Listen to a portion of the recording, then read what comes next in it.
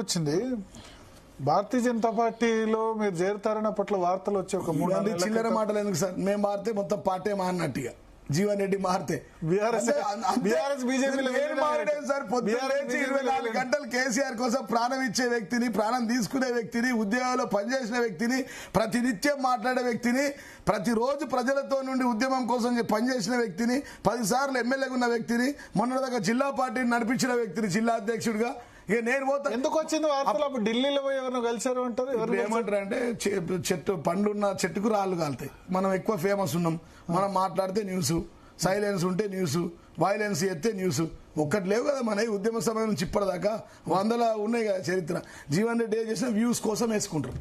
ఇప్పుడు ఏం చేస్తారంటే సారీ టు సే చాలా మంది వ్యూస్ ఏదో ఒకటి జీవన్ రెడ్డి చేస్తే బాగా వైరల్ అవుతుంది, కోట్ల మంది చూస్తారు, మిలియన్ల చూస్తారు. మరి బీజేపీ అని ఎందుకు వచ్చింది?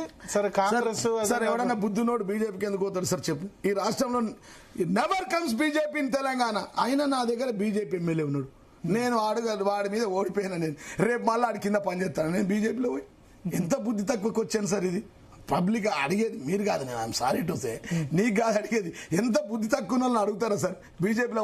వేరే కాన్స్టిట్యూన్సీ లేకపోతే మరి ఇప్పుడు నేను అనేది ఏంటంటే మాకు అవసరమేముంది?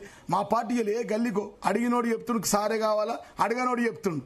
ఇక్కడ నుంచి సార్ మన ఇద్దరం కలిసి సార్ మీద కోపం వచ్చిందో మీకు? లేదు సార్, సారు కారు కేసీఆర్, రావాలి కేసీఆర్, కావాలి కేసీఆర్, గెలవాలి కేసీఆర్ అంటారు. సారు కారు కేసీఆర్, రావాలి కేసీఆర్, కావాలి కేసీఆర్, గెలవాలి కేసీఆర్, పోవాలి రేవంత్, రావాలి కేసీఆర్. జీవన్ రెడ్డి కోపం వచ్చిందో జీవన్ రెడ్డికి సార్ మీద కోపం? అది జరగదు, అది హిస్టరీలో ఉండదు. కేసీఆర్ సార్ కోపం అది హిస్టరీలో ఉండదు, అది హిస్టరీలో ఉండదు.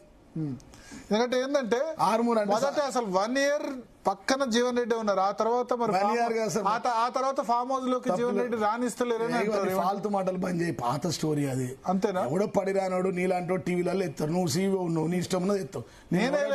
ఎవడు అడుగుతాడా?